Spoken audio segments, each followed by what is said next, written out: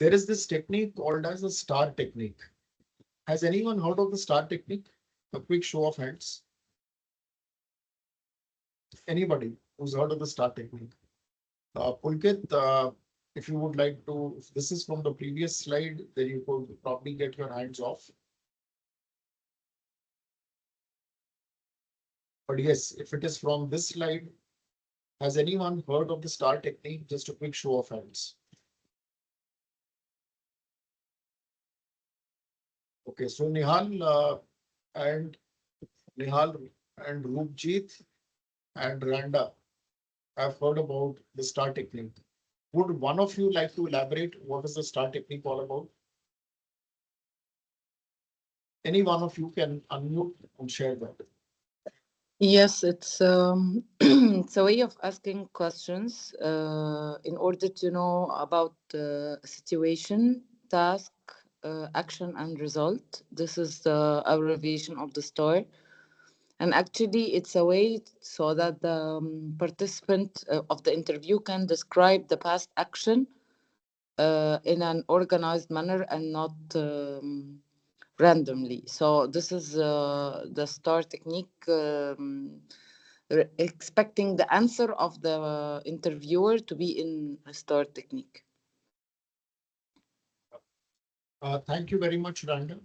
I'll add on to what you mentioned. Now, the STAR technique, it's an acronym for situation, task, action, and results. Now, the STAR technique basically is a structured way of asking questions, which will help you understand how a person has handled those situations in the past. Now, the basic premise of a behavioral event interview is your past behaviors are a good predictor of your future performance. So, the STAR technique, moving on to the situation questions, it helps you provide a context. It helps them share the example, the instance. So, when let's say if you take um, a question around, uh, let's say, commercial acumen, that is the ability to understand business drivers, the ability to understand financial drivers of the business. So you can ask a person this question, that can you describe a situation in the recent past or even conflict handling? Let's take the case of conflict handling too.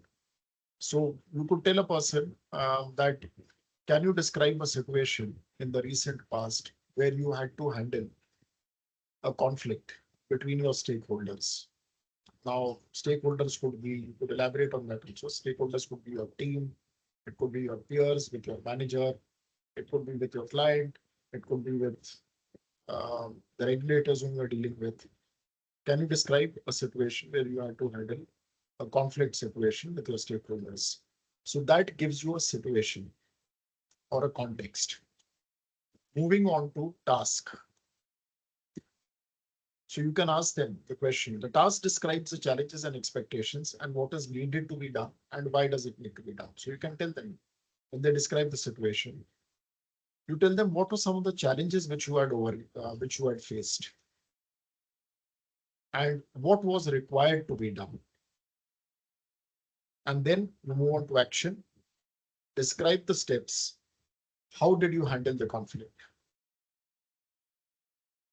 And what was the outcome of your action, which is covered in results? So it's about asking questions. It's about asking questions in a funnel, which starts by getting them to describe the situation first, then defining what is the task or the challenges which they had faced, then what were the actions which they took to solve that, and eventually what was the result of their actions. Clear? Any questions on that? Any questions on the STAR model? Because you'll be applying it also in the role play.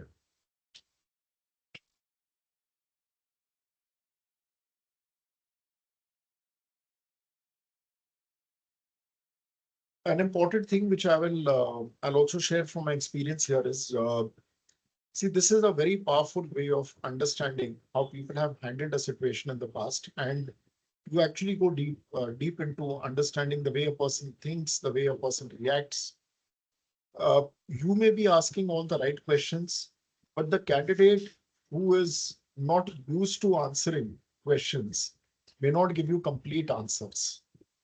And when they don't give you complete answers, it is perfectly fine to ask them more probing questions. But be careful, do not ask leading questions. There's a difference between probing questions. Keep your questions open-ended rather than closed-ended, and let them not be leading questions so that you get the, you're actually leading them to the answer which you want. That's not the objective. Okay. But sometimes, Yeah, you had a question, Pulkit? yeah, but sometimes what happens when we ask such questions, people generally are not aware that how to answer. So sometimes we have to give them example. Is that okay or that's also not okay? No, don't give them examples here because then it Okay. becomes a leading question. So if they give you an incomplete answer, now let me share something here. Now, in case if you ask them a question, can you describe a situation in the recent past where you Hmm. have to solve a complex problem? So they may give you Hmm. some, and it may not, or they may say that I don't have something in the recent past. Then what you can do is you can have a follow-up question. Can you think of beyond the recent past or in the early stage of your career? It is very unlikely that they wouldn't have come across. In case if they give you some vague answer, there you have to ask them a probing question. Can you elaborate on this? If they keep using words like I should have done this, I should have done this, then you need to ask them what was your specific role in this. So you can Hmm. probe, but do not lead. That is what I've mentioned. Because if you're leading them, you are guiding them in a direction which you want to hear. And if you do that, you are not assessing them correctly. But probe further so that you get data. The reason why you ask probing question is if there's any missing data, you help them understand that and get that information. But beyond that, don't lead them. There's a difference between leading question and a probing question. Oh, Okay. So let's see our understanding of the star here. So here is a statement, and the statement which you see on the slide, and you need to see if the star is complete star. If it is not complete, then we can discuss which component is missing. You see that here. A candidate has given response to one of the questions. I communicated all available information to my team members and answered their query.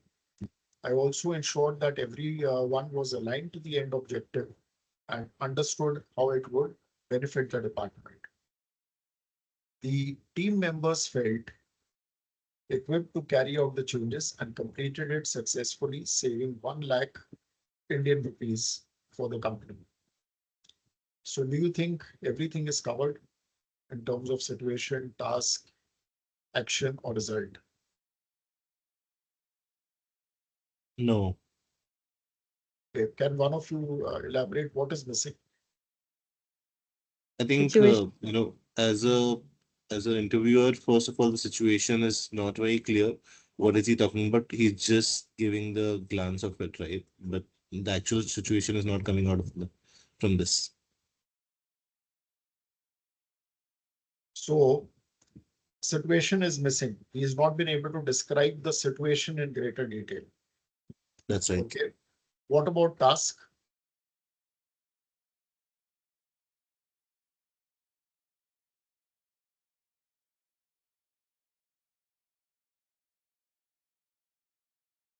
Uh, I think he's saying that ensure that everyone was aligned to the end objective and understood. I think that's still been taken care. Okay. So does anyone feel that the star is missing? Task is missing? Yes.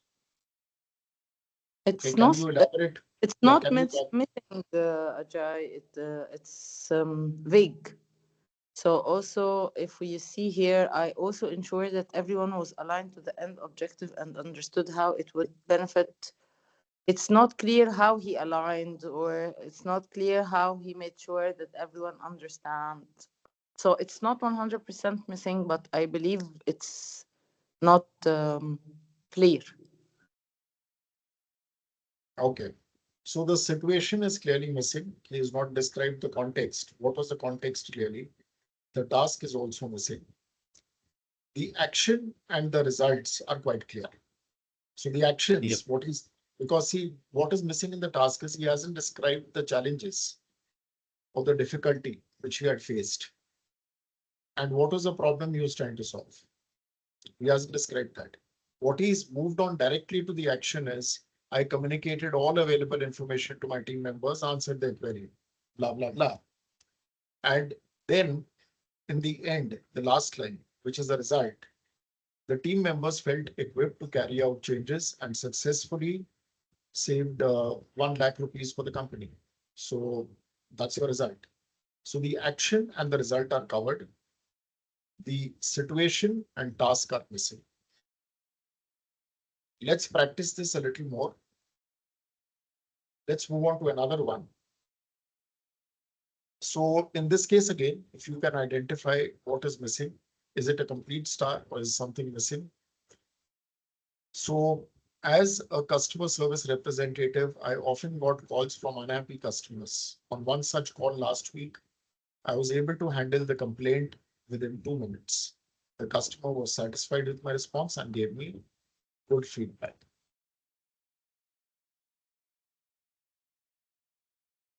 Task is missing. Situation is there. Yeah, This is correct. again a partial star, and I think the task is missing. What is the customer issue? That's not very clear because he's just saying the customer is unhappy. And also, what is the candidate expected to resolve is also not mentioned. Okay. Any other views or perspectives?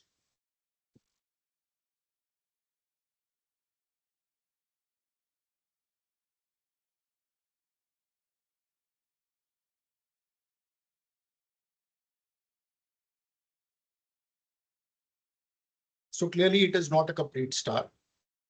The action component is not complete and it is missing.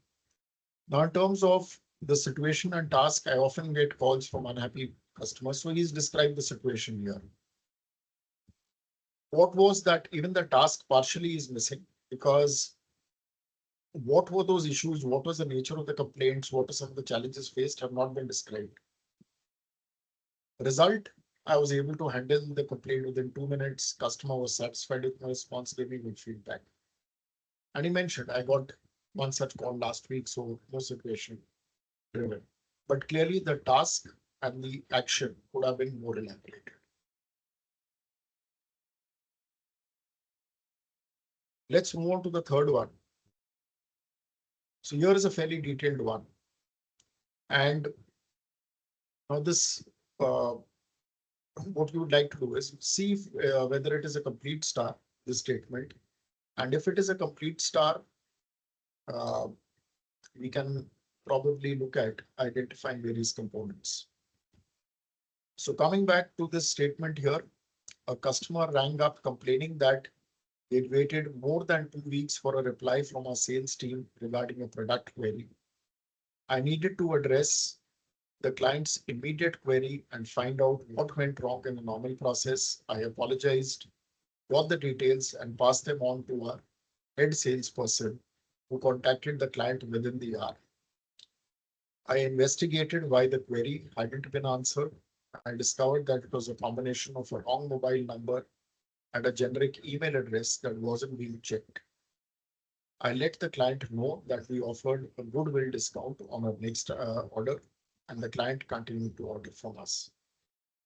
So do you see this as a complete star? And if you do, can you highlight uh, the components here? So I think it's a complete star. Yeah. Okay, Yep, it's a so complete star. that is the right answer. If you can highlight the S part, let's start with the S part situation. A customer rang up complaining that they waited more than 2 weeks for a reply. Till this part from our sales team regarding a product query. This is the situation. Yep, Okay. the first two lines talks about the situation. And the task. Uh, so need to address the client immediate query. Also what went wrong in the normal process. Until the process is basically the task. The action. I think first action is he apologized to the customer. Also pass on the information to the head sales. And another thing is he investigated the issue. Uh, these are the actions which the person is taking. And the result.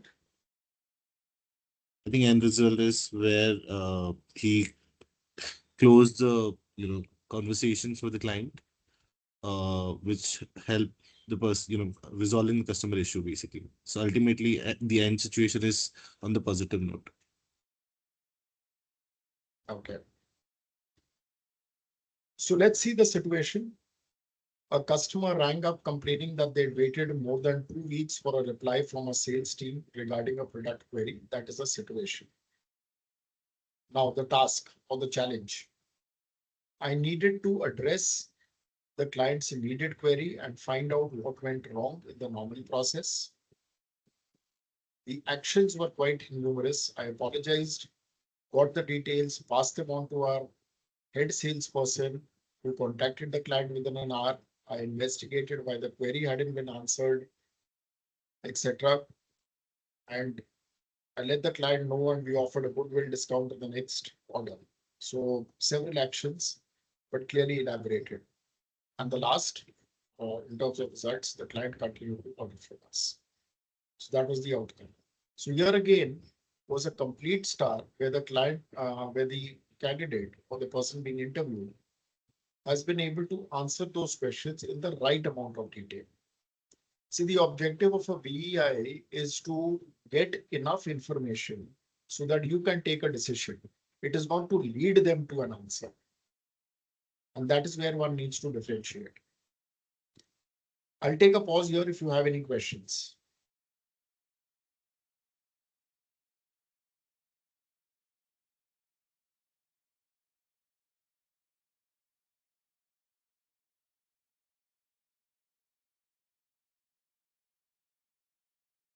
Okay. So this is the same which we've covered earlier. Now, let's look at another small caselet where you can read the snippet from an interview and identify the 4 components of the star. Let's try another one. I would put together a good presentation to convince my top management to invest in a particular new technology. I believe that they would get all impressed with the data and agree to buy the technology. I plan to spend a lot of time in gathering relevant data from various teams. My approach would be to have a meeting with all team leads together, telling them the importance of technology, how it would benefit. Now, now what you see here is, first and foremost, is this a complete star? Can I have your No, views? no. Okay, This is very hypothetical. absolutely. Correct answer is no, it is not a complete, it's a false star. Because he or she has not answered the question what they have actually done, but what they would like to do or what they would possibly do. Correct? So in this case here, how would you handle it? You have the situation and task here. I would put together a good presentation, convince my top management to invest. You have the actions here. You have some of the results here. And all of this is given in a fairly unorganized way. It's not given in that sequence. And if they don't give you that sequence, it is absolutely fine. But in this case, what you see in this case, they have not given you answers in the right sequence. It's a jumbled up star. And they've used a lot of hypothesis that this is how I would have done. Now, if you were conducting the interview and this is the response which you would have got from the candidate, how would you handle it? Would anybody like to share your views and perspectives? I believe I will ask follow-up questions on the things that I'm not sure of. Can you give me an For example? What kind of follow-up question would you ask? Mm. That is the right answer. But if you can share an example, it will help the group.